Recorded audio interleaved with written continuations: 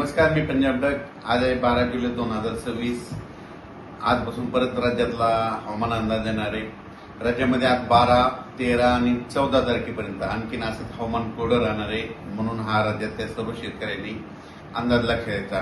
पण राज्यामध्ये 15 तारखेच्या नंतर म्हणजे 15 जुलैपासून 15 जुलै 16 जुलैच्या दरम्यान मुंबईला पाऊस सुरू होणार आहे, नाशिकला पाऊस सुरू होणार आहे, पुण्याकडे पाऊस सुरू होणार आहे, कोकणात देखील पाऊस सुरू होणार आहे.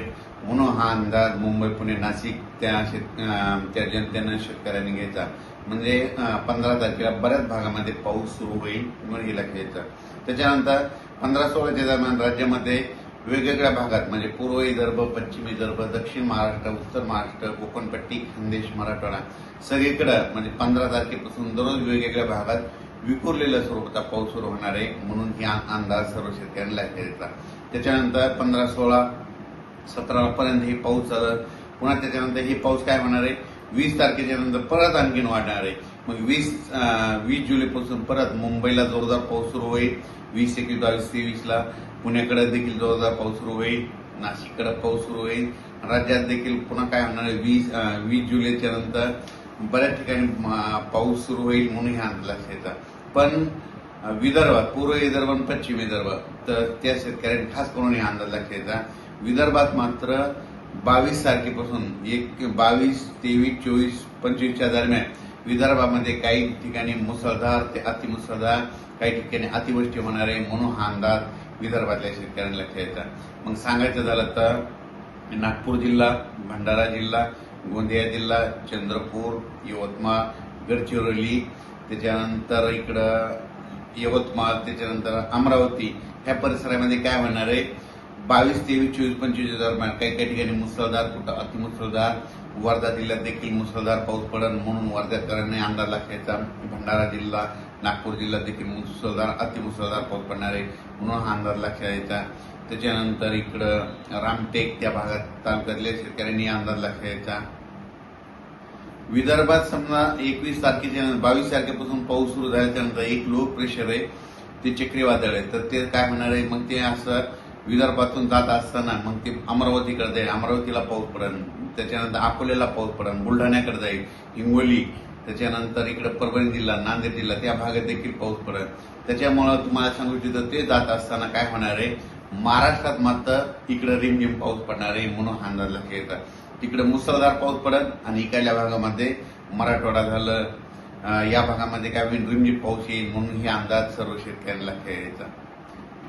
लातूर जिल्हा, बीड जिल्हा, धाराशिव जिल्हा, सोलापूर जिल्हा, बीड जिल्ह्याचा काही भाग, त्याच्यानंतर अहिल्यानगरचा काही भाग, त्या भागामध्ये काय होईल, तसं तर 15 तारखेला बऱ्याच भागामध्ये पाऊस दिसल, 15-16च्या दरम्यान येईल. पण 20 तारखेला मात्र 20, 21ला मात्र तिकडे देखील बऱ्याच भागामध्ये पाऊस आलेला दिसेल. म्हणून हा अंदाज लक्षात घ्यायचा.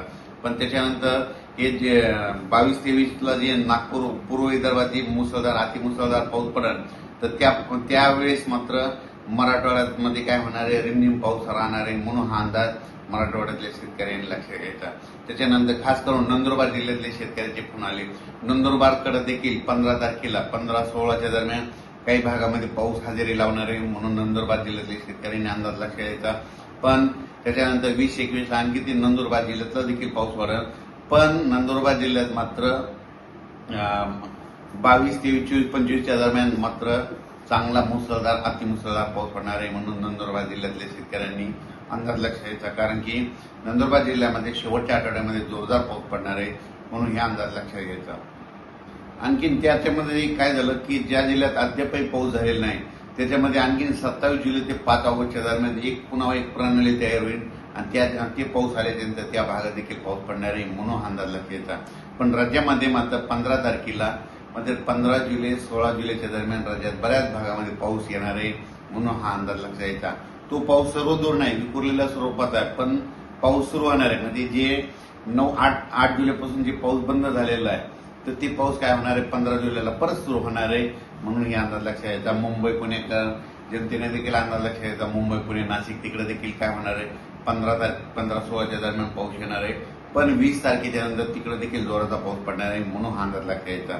अचानक वातावरण बदल झाला तर लगेच एक उद्यमी शेतीला जाईल. आता जसं मुंबईकडे पाऊस पडला, समजा मुंबई पुण्यात तिकडे पडला आता पावसाची वरुण राजाची बॅटिंग आता विदर्भाकडे, पूर्व विदर्भाकडे, मग नागपूर जिल्हा, भंडारा जिल्हा, गोंदिया जिल्हा, चंद्रपूर जिल्हा, अमरावती जिल्हा, बैतूल त्या परिसरामध्ये ते काय म्हणणार, अकोला ह्या परिसरामध्ये काय होणार आहे, वरुण राजाची म्हणजे अतिमुसळधार पाऊस तिकडल्या पट्ट्या पूर्व विदर्भात पडणार आहे. विदर्भात देखील पडणार आहे. मध्ये 6-5-11 जिल्ह्यामध्ये तिकडे चांगला पाऊस पडणार आहे. त्याच्यानंतर त्याच्या बाजूचे लगतचे जिल्हे, नांदेड जिल्हा, यवतमाळ, नांदेड जिल्हा, हिंगोली जिल्हा, वाशिम जिल्हा, परभणी जिल्हा, मग तिकडं पाऊस पडल्यामुळे ह्या 2-4 जिल्ह्याला आणखीन थोडं जास्त पाऊस राहणार आहे, म्हणून हा अंदाज लक्षात घ्यायचा. ज्यांचे कोणाची शेतीचे कामं राहिलेली असेल तर तुम्ही आणखीन 14 तारखेपर्यंत करून घ्यावी, कारण की 15-16च्या दरम्यान राज्यात परत पाऊस सुरू होणार आहे, म्हणून अंदाज घ्यायचा. 20च्या नंतर आणखीन ती पाऊस वाढत जाईल, 22च्या नंतर आणखीन जास्त वाढत जाईल, म्हणून या अंदाज घ्यायचा. धन्यवाद.